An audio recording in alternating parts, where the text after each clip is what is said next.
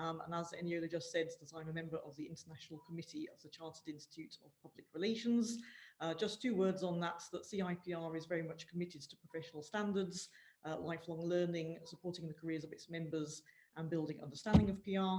And it's also the only body which has a Royal Chartered status that can award Chartered PR practitioner status. So coming to today's topic, some of us have been in the field of crisis communications for years, others of us are new to it.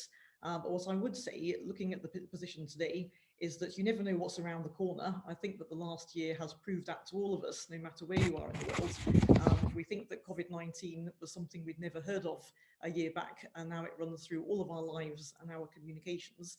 So what we'll be looking at today is really the preparatory stage, since crisis communications is a huge topic. We wanted to get started with some experts in the field from all different countries who would be able to share their insights with us. As Eniola has explained, we'll have around 10 minutes per panelist, and then we'll have an open Q&A session. For those that would like to speak in French, vous pouvez poser la question à Philippe, et va vous répondre en français. So moving on then, we'll just move on to our next slide if we can. Okay. For some reason, the slides doesn't want to move. But, well, let me just carry on then with the... Right, I'll just carry on in any event, even if the slide doesn't want to move currently, sorry about that. But there are 2 types of crisis which we've discussed at CIPR in the past from the webinar side, which is to say that you could have normally you would have a picture of 2 snakes. I'll see if I'm able to put it up again. But one will take you by surprise in the sense that you are seen as a victim.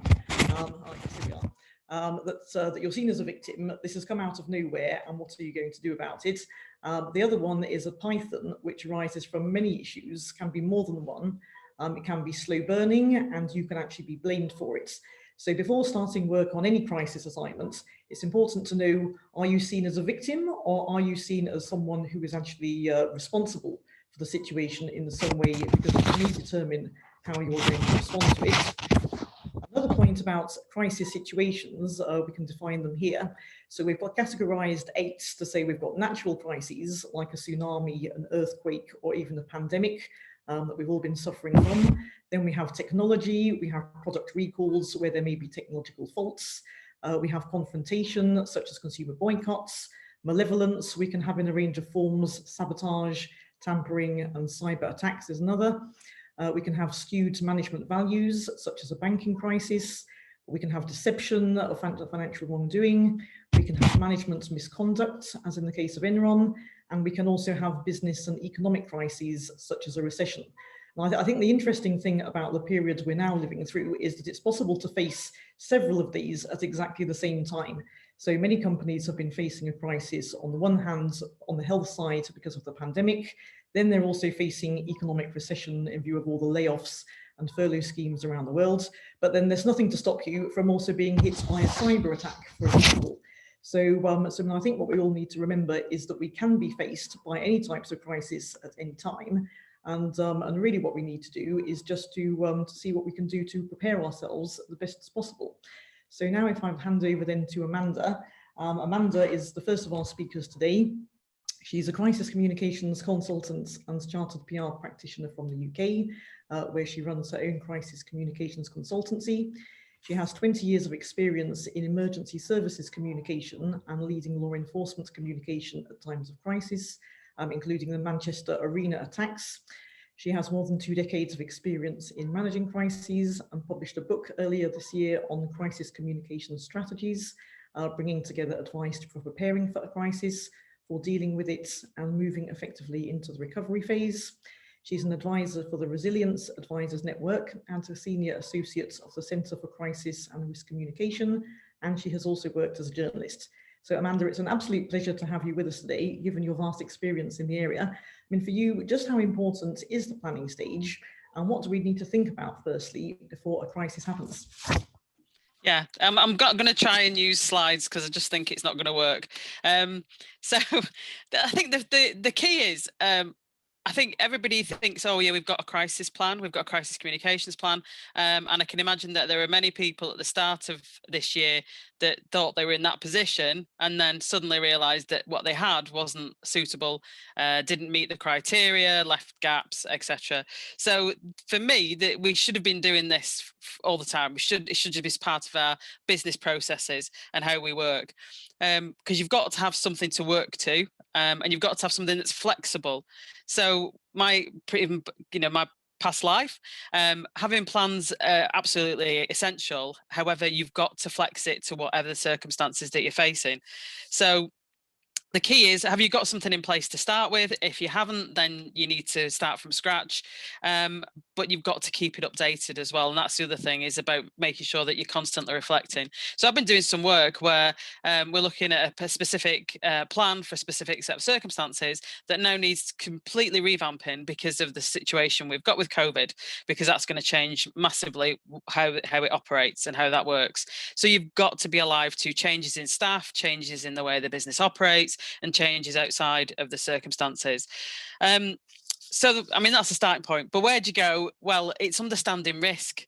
And we're not very good at talking about risk management. It's something that other people in the business do. And we've got to get much better at understanding the risks that exist in that business, how that affects communication, and what we need to do in terms of communication risks. Because we're in a unique position. We see across the business. If you're working with a business or in a business, you can see all sections, because that's the way communications works, isn't it? You understand how everything operates, and you can support any part of the business with what it's doing. That then gives you a unique position to be able to see some of the risks, to make some of the connections that other people don't. And I've conscious I've got 10 minutes, so I won't go off on tangents too much. But we've been in the position in the past, when I was working within the law enforcement side, that within the communications team, we've actually connected two separate incidents that were very, very similar, but two parts of the business were operating and looking at them, and it needed somebody to be able to do that. And we were in the unique position to be able to do that. That gives you a great spot to be able to then see the risks, particularly, as you say, in the reputational side, and the risks that'll kind of emerge that way. So we've got to maximize what we've already got, and I don't think we've necessarily in the past been very good at spotting that. And then having our own risk management plans. And for me, that's fundamental, because understanding the risks, you then know what are your most serious risks, and you can then look at what scenarios you need to look at and what plans you need to have in place. Because at the end of the day, we know cyber attacks for most businesses is going to be amongst the top.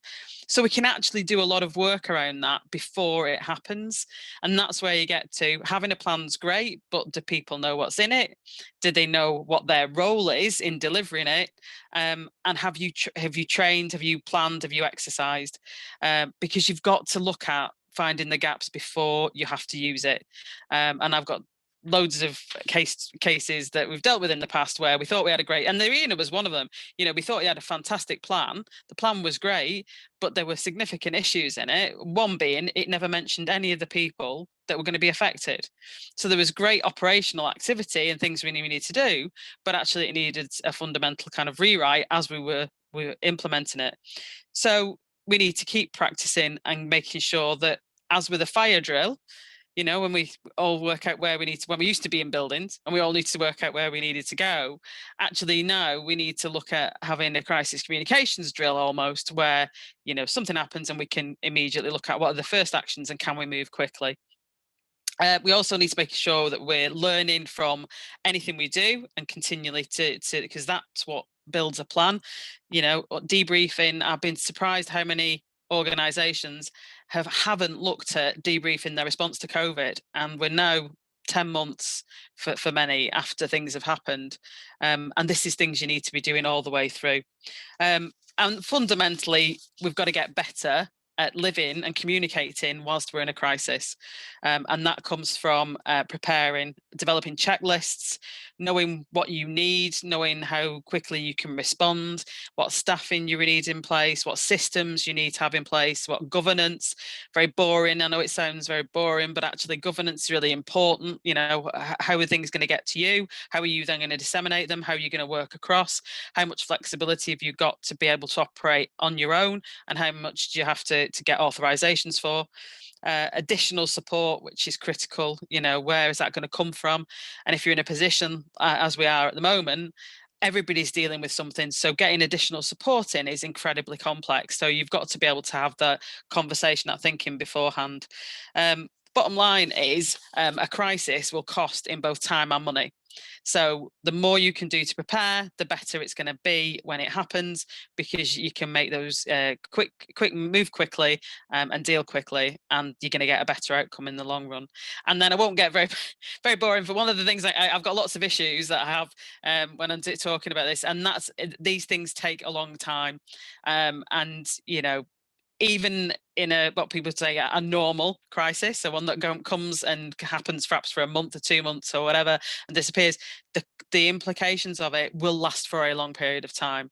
So you've got to build that recovery phase over a consistent kind of future long period of time, and don't think, right, done, you know, on to the next thing. I think that's probably 10 minutes. Great. Well, thank you so much, Amanda, for all of your insights. In fact, it also reminds me, as you're a CIPR Charter Practitioner, that this is actually valid for 5 points this session as well. So CIPR members, just remember to log it afterwards. So moving on then to Philippe, who is our second speaker today. So Philippe Bormans is an independent public relations consultant specialising in emergency risk and crisis communications. He's also the president of the International Public Relations Association. He works on strategic communication projects for epidemic and pandemic preparedness with organisations such as the World Health Organization, the European Union and the West African Union. Before emigrating to Morocco and later to Portugal, Philippe was the Chief Social Media Officer and CSR Coordinator at Van Mark Trading Group in Belgium. Over 10 years, he held several positions at IBM, including corporate and online communications at national and European level. He began his career at Porto Novelli International in Belgium, and now he's a regular guest lecturer at universities and business schools across Europe and North Africa. So Philippe, it's great to have you with us from the Philippines, where you're working with the WHO currently, and where it's also very late at night. So thank you again for joining us at a very social hour.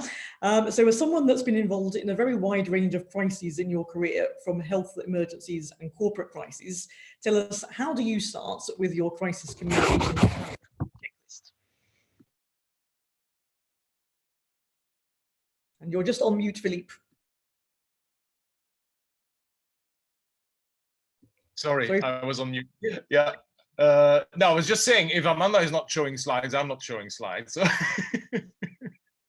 no, and first of all, before I start, and I know I've got only 10 minutes, but it is close to my heart. So even if it's virtual, it's great to be back in Africa again. I miss the continent enormously.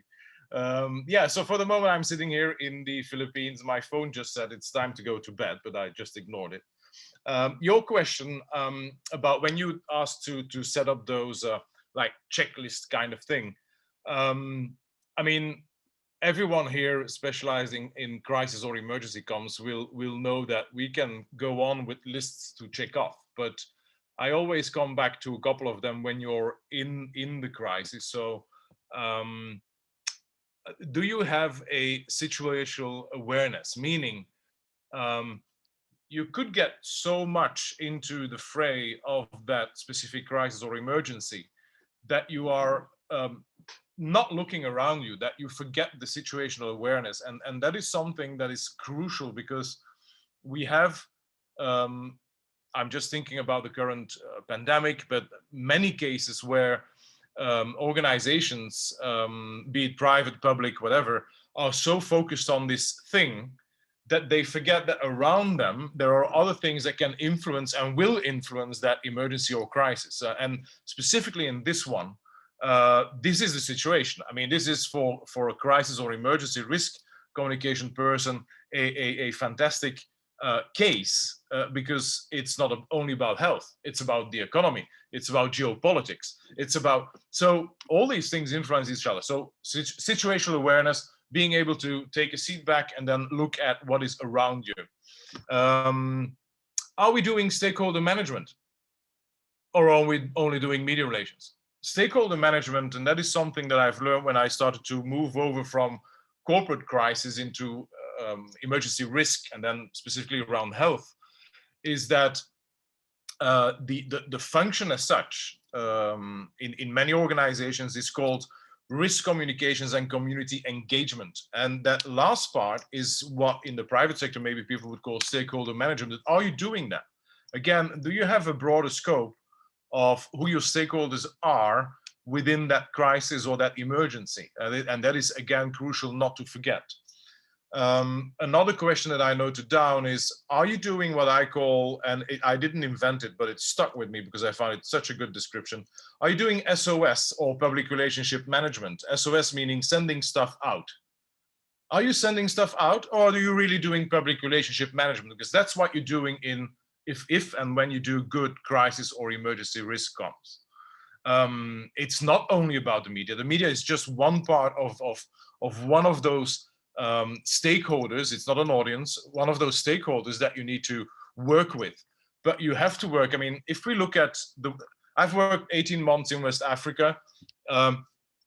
Your traditional doctor, your voodoo priest in Benin is as important as an influential journalist, if not more important, depending on your audience. So are you sending out stuff again? Is it, about press releases and these once in a day updates? And they are important. I'm not saying it's not important, but is that your role, or are you really into public relationship management, which I think it should be? Is your feedback loop okay? Are you listening to feedback? Because we tend to like go, but again, do we use input that we get? Again, something that I learned in the last 4 years, again, working in Africa, now in Asia, North Africa as well, is, are you taking that input that you get? Are you doing what we then call in risk comms social listening? So it could be monitoring, right? Media monitoring, sure. But are you doing a bit more? Are you diving into Facebook groups? Are you diving into, if it would be possible physically, are you sitting down with your different audiences and listening, really listening on what is happening? I mean, it's amazing, right? We should do this on a global scale, because we can turn around this pandemic with 3 simple steps. So simple. Wear a mask, keep your distance, wash your hands. It's not difficult, right? We are not asking people to do incredible stuff, and still we don't do it in many countries.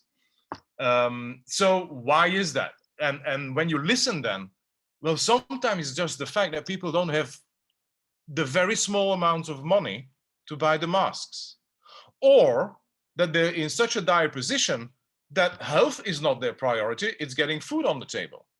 So do we do that? Do you have a feedback loop? Very important. And then, do you have a backup? And a backup, I mean people. My work hasn't stopped since day one, meaning I was working on crisis preparedness before this was declared a pandemic. And since then, I had not a single day of holiday or break. Luckily, next week, I'm taking my first break. But do you have a backup? Because I'm backed up. I'm backed up. The whole team is backed up. But do you have that? So in fact, the underlying message is mind your mental health.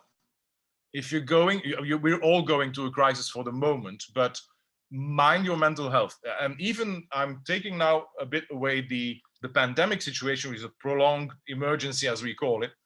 But I had cases when I was in the private sector when we had a crisis which took 2 weeks, right?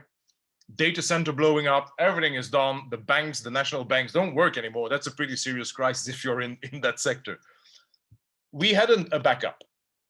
That meant that I didn't go home for a week. I slept at the office. That's not good. That's not good. You need to, so mind your mental health, and a backup. Have always like people who can take over, even if it's just for a short break, half a day, come back, refresh, take a shower, and go back in. And then the last one is check these points, all these points, check them again, because it's a continuous. And I think, Amanda, I mean, we spoke about this and you just touched on it, but I want to touch on it again. It is a continuous checklist. It's a continuous improvement, or it's not a good crisis plan or a good crisis team. That feedback loop and all these other things feed into a check again list, which is continuously adapting. Yeah, I'll leave it with that. We'll come back with questions and stuff. Indeed, I'm sure we're going to have plenty of questions, I'm sure, in a moment, Philippe. So thank you very much for that. So now moving on then to Victoria, who is our third and final speaker for today. So Victoria Nadi Uwaduka is the marketing and communication professionals with over 20 years of experience, and she's currently the corporate communications and public affairs manager for Nestle Nigeria. Her career spans various industries, including logistics, entertainment, beauty, healthcare, ICT, food and beverages. She's experienced in managing through disruptions, delivering results that help organizations to leverage communications, as well as relationship management strategies to drive business and social impact. She's passionate about building the communications profession and leverages her communities and networks to share her experience with other practitioners. Victoria, thank you again for joining us. You've dealt with crises across a range of different industries. So what can you tell us about your own approach to crisis communications planning? Thank you very much, Samantha. Hi, everyone. Pleasure to be here. And I have the great privilege of, to speak after Amanda and Philippe, who have already set the great framework for what we're discussing today. So I'm just going to dive right in and share with you the things that I really think about most when I step into planning for a crisis. As Philippe and Amanda have already established, crises don't give you notification. They just come. I mean, and if you're not prepared for them, then you have a problem. You need to be able to keep your head and have what Philippe calls a situational awareness. That's very important, because without that, you're not even able to assess for yourself what potential impact that this crisis can have on your people and on your business. How do you continue? You need to have your head in one place. And a plan is a great thing that helps you to ensure that you have that you can actually step into this crisis with a clear head and do what you need to do to ensure that you manage through it. And today we're really focusing on communications. I mean, crises happen all over the business. And as a communication professional, you know the whole business. So the crisis is not just about communication. You need to understand the impact that that has across your business. So those are the things that really I keep in my mind when I'm going into communications planning, crisis planning. And, you know, I understand that also crises are already complicated in themselves. So the plan needs to be simple, very simple, easy to implement. Philippe has spoken to this as well. 3 simple things. Wear your mask, wash your hands, don't touch your face. Simple things to do. You need to keep your plan simple because you don't want to create a plan that is so complicated that no one else is able to follow it. Another key thing is that people must know that this is the plan that is in place. And so I need to make sure that everybody understands the plan. We rehearse the plan, we put plans in place. For me, for instance, I work in the corporate world, so I need to think about business continuity. How do we keep the business going even while we're working through the crisis that we have on hand?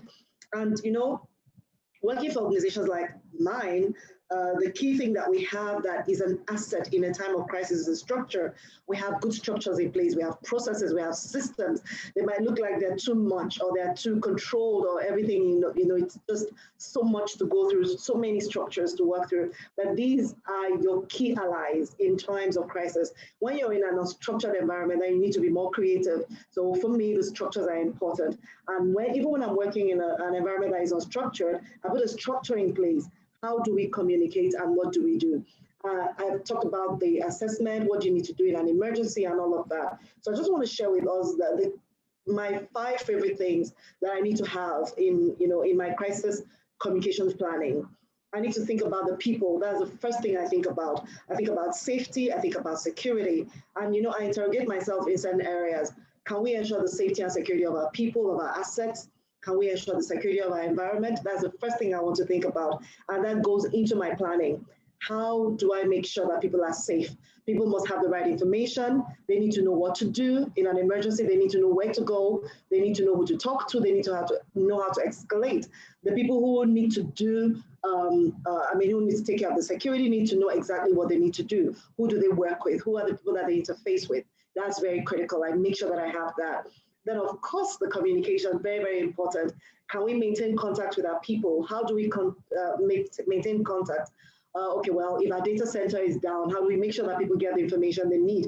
If there is a social media crisis, how do I make sure that I get information out to people? What do I need to do? How do I need to make sure that everybody's connected? Do I have options A, B, and C? I need to make sure of that. So I make sure that I have that in my crisis communication plan. I need to make sure that I know how to reach people. People need to know how to reach me, how to reach the other colleague, how to reach the people who need to take the different actions that need to be taken in an emergency situation if an emergency does arise. The other thing is I have to plan.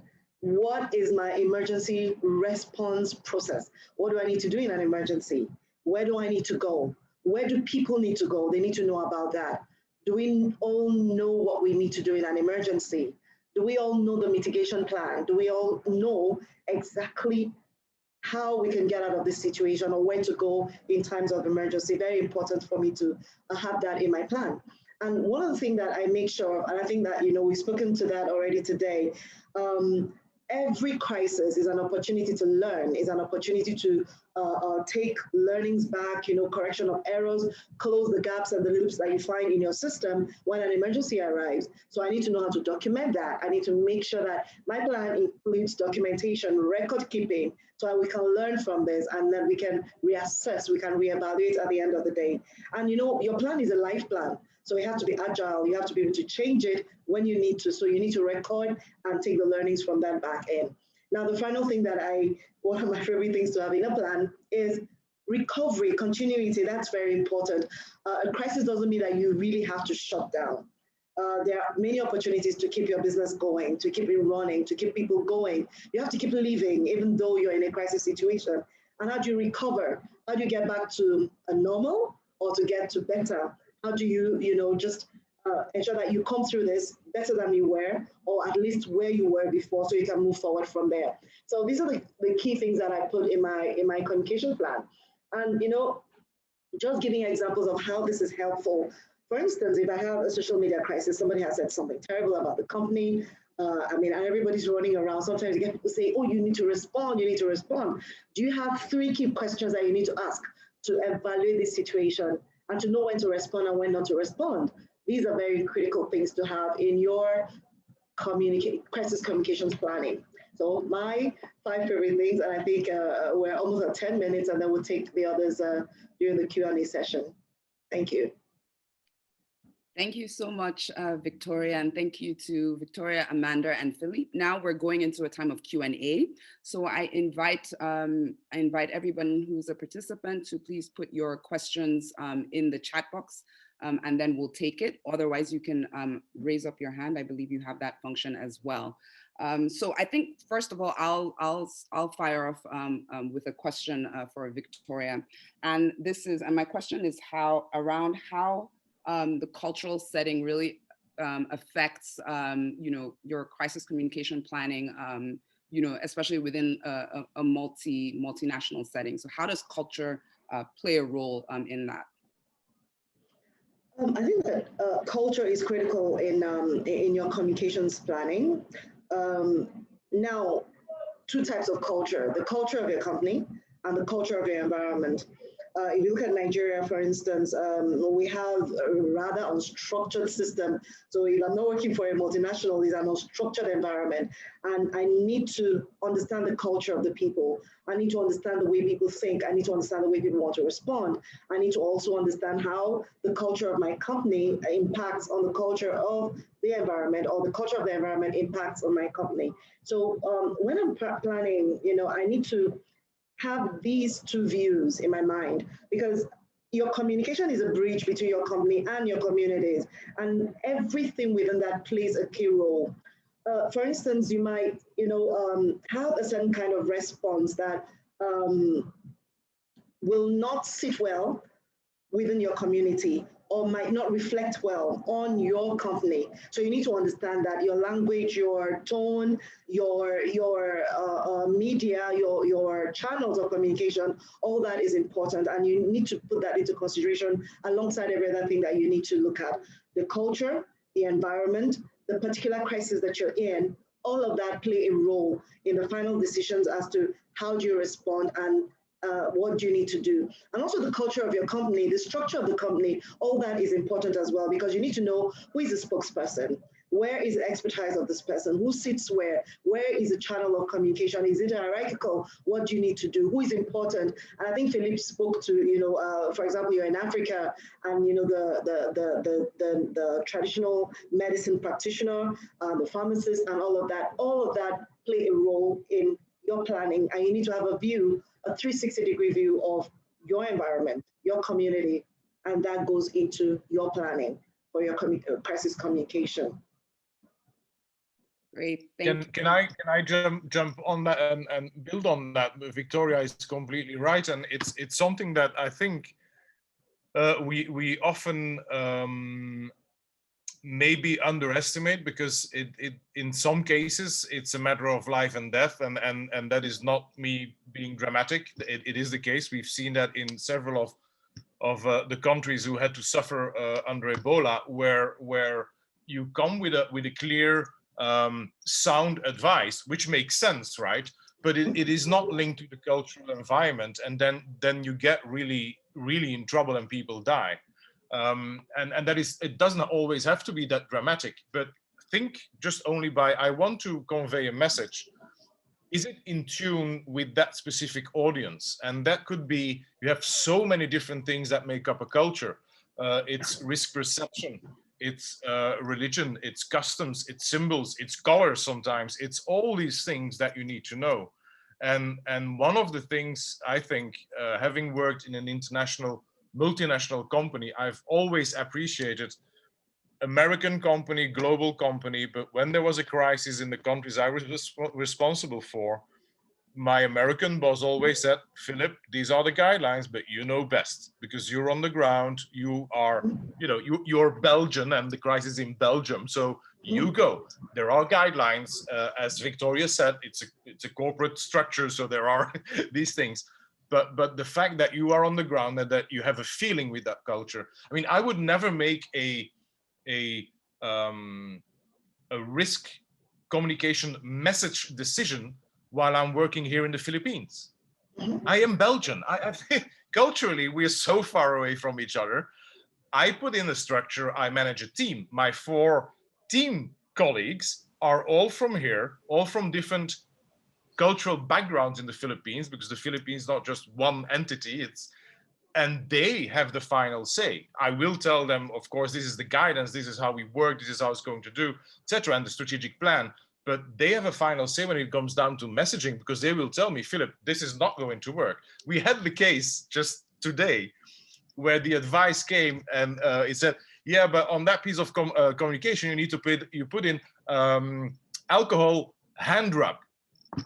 And if you would be English, you would go like, yeah. Hand rub is a context that is not recognized here. It's not recognized. People say alcohol. And even that is sometimes difficult because alcohol could be drink, right? And so in some cases, people would think, I take a bottle of vodka, for instance, and it works. Vodka, no, it's 40% vodka. It should be a bit more higher. But still, so all these small things are so crucial because you could get misunderstandings, which sometimes become dangerous. Yeah. Can I just add a little bit as well? In that, I think, and I totally agree with what's been said, but also there's the issue of you can be in a country and it's still got very different communities within that, and we found that in the UK at the start of the COVID pandemic, was that the messaging was going out, it was really clear, it was really simple, but it wasn't reaching some key audiences, some key parts of different communities. So it's exactly like Philippe said, it's about understanding how things operate and the nuances. And you can get, like with the UK and lots of places, a very mixed communities and lots of different cultures that are all interplaying. So that's why the broadcast versus, are you engaging and if you've got community engagement really going on, is so important, because you know, you can't do it. And it's right, you know, at the end of the day, with what happened at the start of the pandemic here, you know, you were probably seeing people getting very seriously ill because the messaging just wasn't reaching. So it's that complexity as well.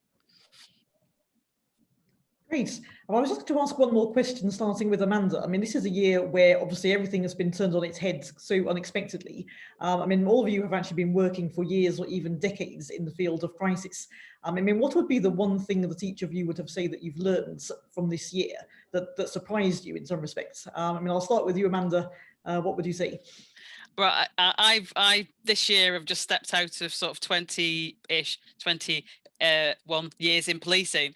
What surprised me, I think, is how ill prepared lots of big organisations, governments, big businesses were, and continue to be for some crises, and really things that are could be foreseen in different, you know, most crises we can predict in some way. So yeah, I think that's the biggest learning for me, and that comes from being in an organisation that's very focused on risk. Indeed, indeed. So Philippe, what have you learned this year? Oh, you're on mute, Philippe. Bad habit every time that mute and unmute. You said surprise. There's two things. Surprise, not so much. Shocked, yes. And then there's one thing that I now know that I will want to study much more. The shock coming from the inertia, because I had to laugh, and maybe, I mean, sorry if there's people in the audience who wrote that somewhere, but nobody could have seen this coming. An epidemic or pandemic was on every single government risk analysis in the top 5 before it broke out. Don't tell me we didn't see this coming, right? Top 5. So I'm not even talking top 10, where you can say, well, it was number 9 and, you know, we just had time for the first 5. It was in the top 5. Every single government member of WHO or following the ECDC, and I think someone from the ECDC is online as well, had been briefed, had received guidelines. It was on the thing. If you look at even on an international scale, I think even the OECD has that in its risk matrix for the last couple of years. So don't tell me that, you know, oh, this fell out of the sky. That I don't believe that, and I'm, you know.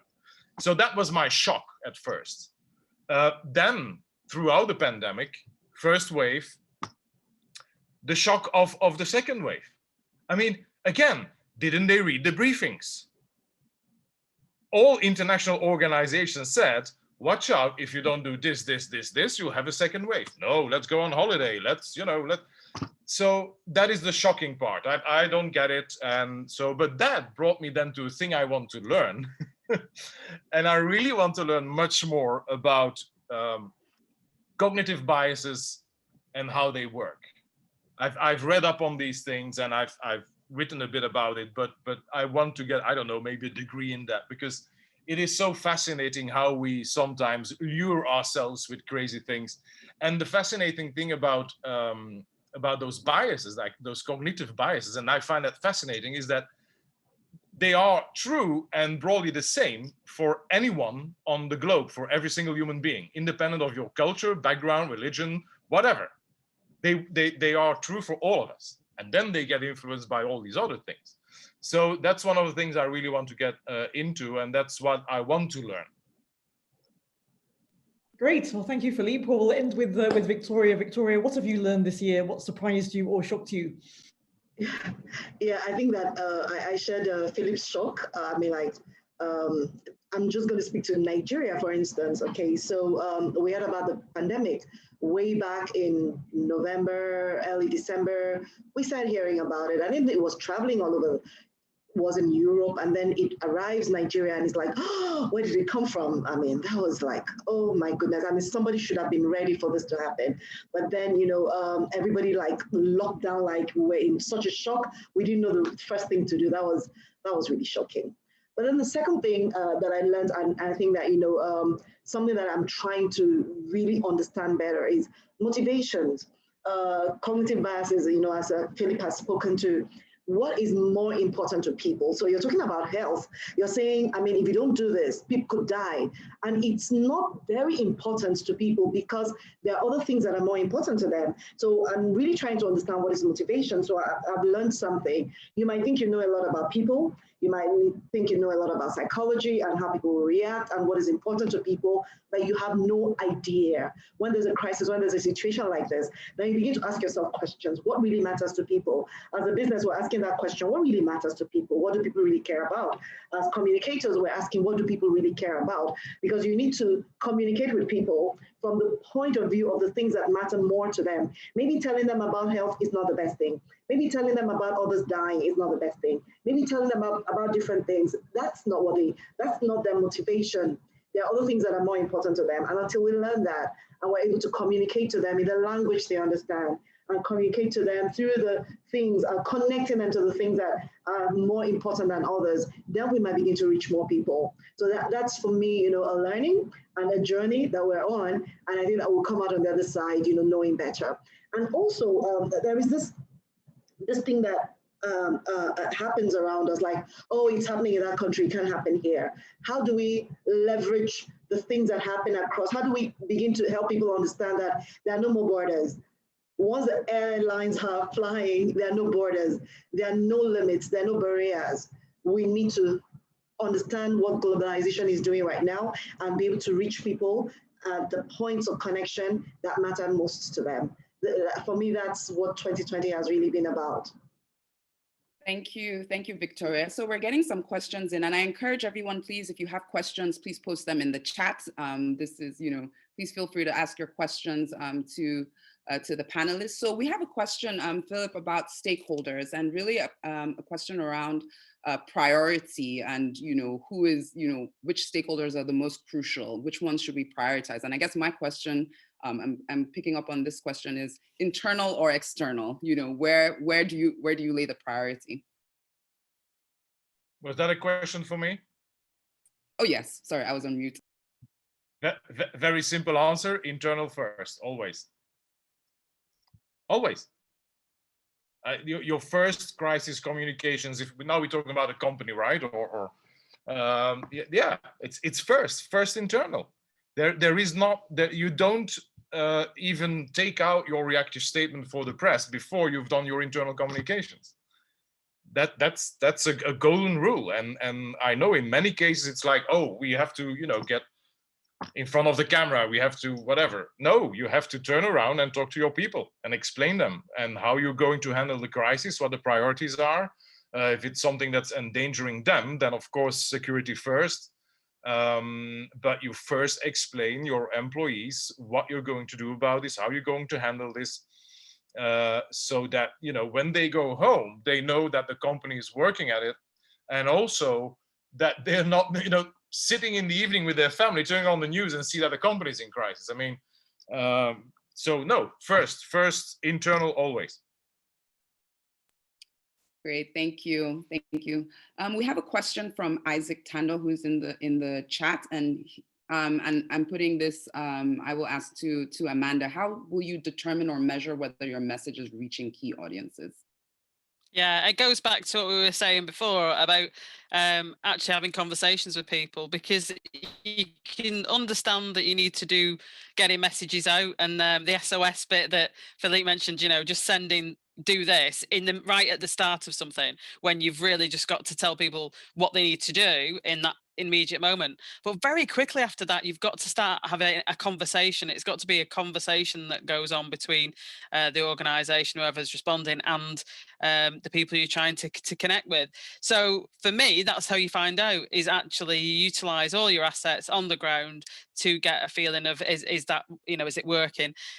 All kinds of measurement that we talk about with PR in normal times, we suddenly forget when we're in the middle of a crisis. We suddenly think that just because we're in a crisis, we don't need to do any measurement or any evaluation. And it's very different to monitoring. And monitoring serves a purpose on one level, but actually what you've got to do is utilize your assets, however you've got them within the business, and you can find out, are people understanding what you're saying? Is there a backlash? What's happening? It's getting into that level of detail. That's the only way I think you can effectively know whether the message is not only getting to the key audiences, but they're understanding it. And that's the key bit, is not just that they hear it, it's that they understand it. And then when we move into the behavioral change element, are they actually going to change the behavior because of it, if it needs to change? There's no simple answer, but yeah, so that's as best I can do. I don't know if any of the other panelists have got anything else to say.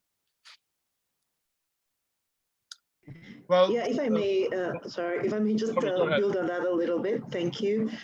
So yes, I think that Philip mentioned something about that, you must have a feedback channel. You must give people an opportunity to give you feedback, and you must do a whole lot of social listening internally and externally, because that's where you actually hear what people are thinking and understand whether your message is being understood, or people are just hearing what you're saying but not really understanding it. That's very critical. And then the other thing to watch as well is, the behaviors. You can, even before you start measuring, you can actually see, especially within your organization, whether people are taking, I'm just speaking to the pandemic, for instance, you need to see internally, are people taking the precautions or the recommendations seriously within? First of all, are they beginning to change their behavior? Are they actually now helping each other to do better in that area? So social listening, make sure that you have a feedback channel, a feedback loop, so that people can come back to you and say, this is what they're thinking, and you'll be able to understand whether the message is passing across. And one thing that is important as well is to be very agile, so that you can actually measure on a regular basis. So you're not waiting until 1 month to measure. So on a daily basis, on a weekly basis, you're really monitoring that and really tweaking your communication to fit the situation as you measure it regularly. Thank you. Great, thanks. Philippe, were you going to add a comment to that? No, just that again. So one of these examples, I think it's fascinating how this pandemic has brought something up that I'm now really getting fascinated about, is that we have CrisisComms, which I would, let's say, the term often used in the private sector and corporate sector, and then you've got RISComms, which it's not the same, but so I think what we really need to do is find a common place where both get together, both practices, specialties need to come together, because the pandemic has shown that we have to come together, but it doesn't really happen. So one of the things, was about measurement and evaluation, which is a standard approach in the organizations I work for now, is what we call a CAP survey, knowledge, attitude, perception survey. And that could be an online survey. Most of the time it's online and offline, by talking to people, sitting around people and talking, even now virtually. But it's really in-depth interviewing and also online surveying. It's a standard approach, happens like this, boom, boom, boom, boom. I've never seen that happening in the private sector. Why don't we have that tool? It's simple. It's simple, it takes time, but there is a tool, there is a methodology. So again, it's like bringing these best practices together, I think, which is something I'm really passionate about now, because I see tools and practices on both sides. I was lucky enough to work on both sides, and now I see that there is way to build bridges in between. Great, thank you. Thank you, Philippe. Thank you, Victoria and Amanda, for those comments. We have a question from Ukori Ejibe. Ukori, I don't know if you want to put up on your mic, but her question is, how can communicators work through distrust in crisis? And this is playing out in several continents, particularly for the COVID-19 pandemic. So who would like to take that first? Amanda? Well, it's a really difficult subject, and we're living through it here in the UK, as are many other countries and many parts of the world. And I think the problem is, from what we've been experiencing here is once you've lost that trust that you're trying to build up and the confidence in the response, it's a long road back. I think the key bit was to try and not lose it in the start. Unfortunately, as I say, you've got a long road, and I think you've got to recognise from a government perspective, if you have lost that trust, you've got to understand that that's the situation, recognise it, and then build that into the communication. It's almost like you get two bits of a crisis. You've got the crisis that you're dealing with, but then you've also got the crisis that is the response and the lack of confidence that exists. And I think they need to be addressed in that way. But it's not an easy road. And I think the challenge, speaking from experience here, is if you don't recognize that in the first place, if you're still in the position of thinking, that doesn't exist, then you can't actually take actions to try and deal with it. And there's an issue of, with the pandemic, Philippe's probably got, been doing the work he's doing, he's probably got more of a view than I have, is do you put governments in charge of a pandemic response, or actually should it be somewhere else? Because if you're not careful, you get the political element and you don't actually do what you need to do to get people where they need to be in doing the response. Thank you, Amanda. Victoria, in a country like Nigeria, where we have, a trust deficit, how, can you respond to the question, how do we work through this distrust? Yeah, like Amanda has said, it's a long journey, and it's a long-term journey. And I think she's already alluded to that. In a country like Nigeria, where we have a huge deficit of trust with the government, one of the things that you don't want to do is to put the government in charge of the communication around the crisis, especially around the COVID-19 crisis that we're going through right now. Unfortunately, that is what we've had so far. But at a certain point, there was a strong recognition of the fact that the government couldn't do it alone because of that issue of trust. And the private sector is taking that over. And then, there are some members of the public that the populace or the citizens trust a little better than the government, really make them the frontliners, make them the spokespersons, let that communication be driven through them while the government works on rebuilding the trust with the populace. And we saw that not just with the pandemic, but with everything that has happened after that. And I think that one of the key things that we can do as communicators is to help our principals, help the government and help everybody understand that this is a crisis, because sometimes it's not even clear that this deficit of trust is a crisis situation. It is a crisis situation, and there has to be a plan to address it. We were at a conference recently, where we had the opportunity to have the governors and all of that. And, one thing I said is that you are the guys who need to start building this back. And one of the first things you have to put in place is transparency. Secondly, you need to admit that, okay, yeah, mistakes have been made. But from here on, we're going to be more transparent. We're going to get you more involved in the process so you know exactly what we're doing. We're not just telling you that we're working together and we're collaborating with each other to rebuild this trust.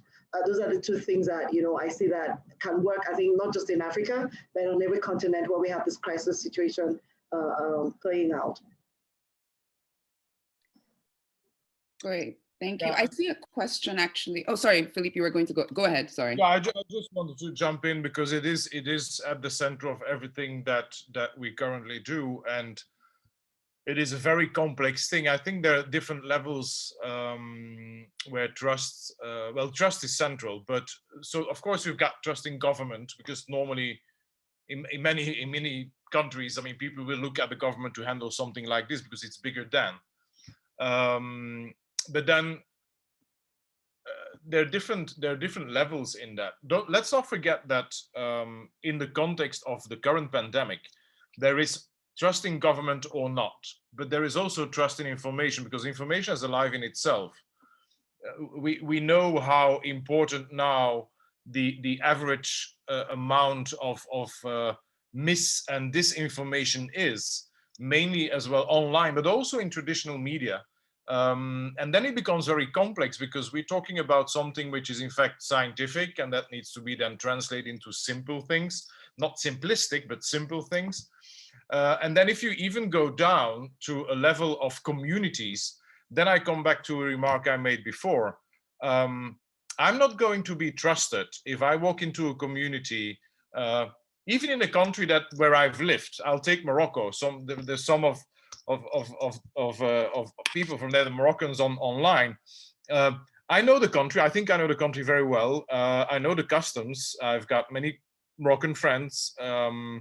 I do think I have a good grasp of the main lines of Islam and the cultural impact of that as well.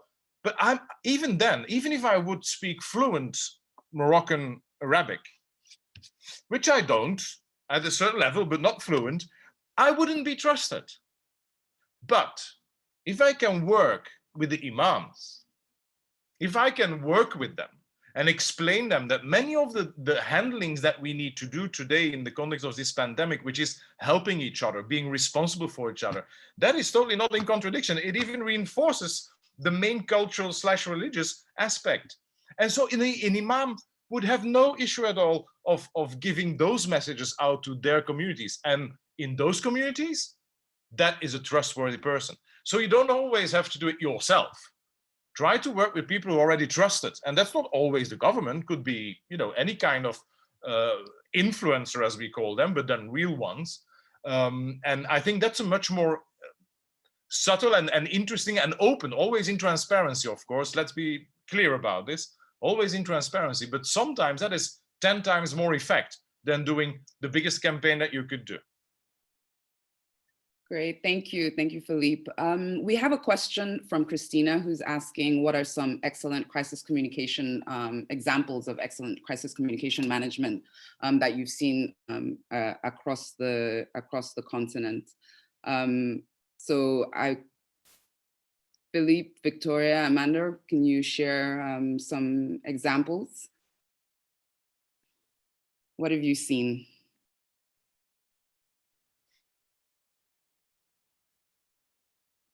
Can I? Yeah, I'll start. I've stayed in touch with many of the people that I work with in the 15 West African countries, and very specifically public communicators. And we often forgot them. We speak about government and mistrust, but let's not forget there are communications colleagues in there as well, and they've been working from day one as well. And I stay in touch with them, and I'm so happy and proud, because the project I worked on was training them on risk communications. And when I see what they do day in, day out with the resources that they have, how they handle the current pandemic, and I'm thinking of countries like Sierra Leone and Liberia, and who have already suffered through other things as well. I chapeau. I mean, to me, they handle this better than many European countries, because they have systems in place, and because even if there is levels of distrust, what have you, but they understand the importance of community. They understand the importance of adapting messages. And what they also understand, which I think in Europe we do not understand very well, is what Victoria, you said, is the priorities of your communities. Again, what is the most important thing? Is it health today, or is it making sure that your child is not starving, or that you can travel to the hospital, that you can get that gasoline because it's farther away? So they know, and I find that incredible, powerful, and again, chapeau for those public communicators who work in those very difficult circumstances now, day in, day out. So yeah.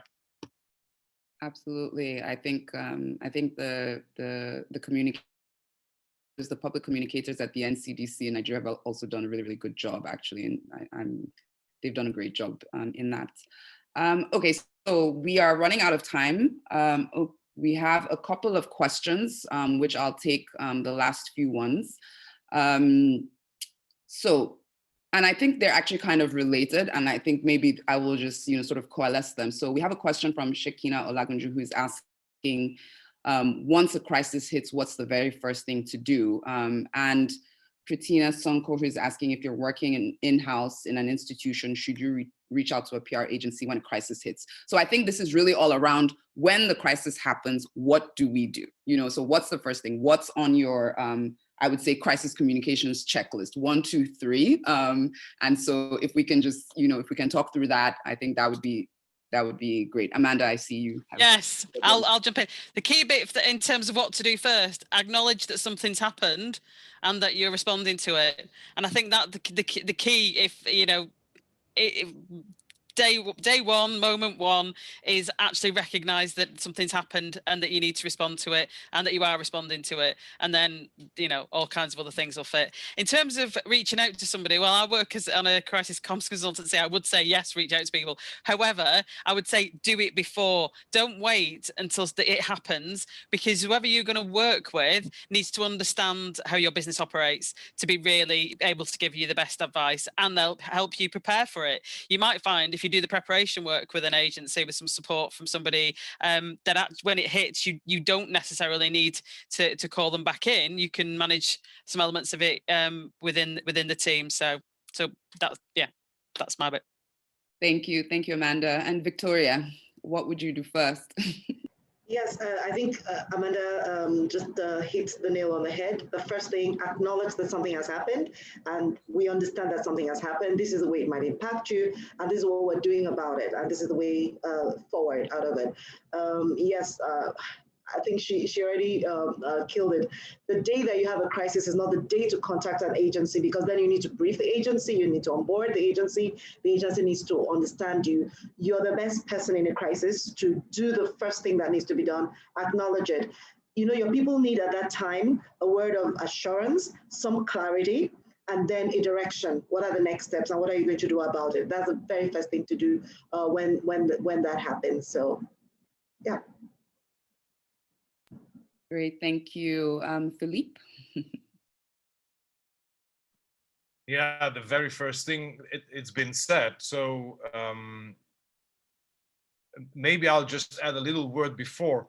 Dare to acknowledge that something is going wrong, because sometimes, you know, there's this like, yeah, it's just an issue, we'll handle it, and then it becomes a crisis. So yeah, I mean, that's it. And again, as Amanda said as well, and I, you know, we're consultants. Don't bring us in when you're in the middle of the thing. I mean, it's so frustrating, right? So you're gonna, oh my God, you know, this could have been maybe averted or at least better pre-planned if only you. One thing though, on agencies, I've worked in-house. Know, and you'll do a service to yourself and to the agency. Know why you're bringing an agency in and what the responsibility of the agency will be, meaning which tasks are you going to delegate and which will you take.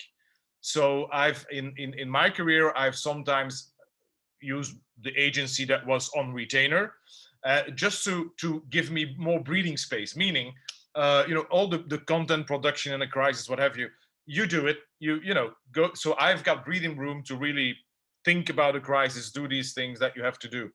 And then maybe the second tip, ask for references, because today everybody will tell you that they have crisis experience, which is definitely not true.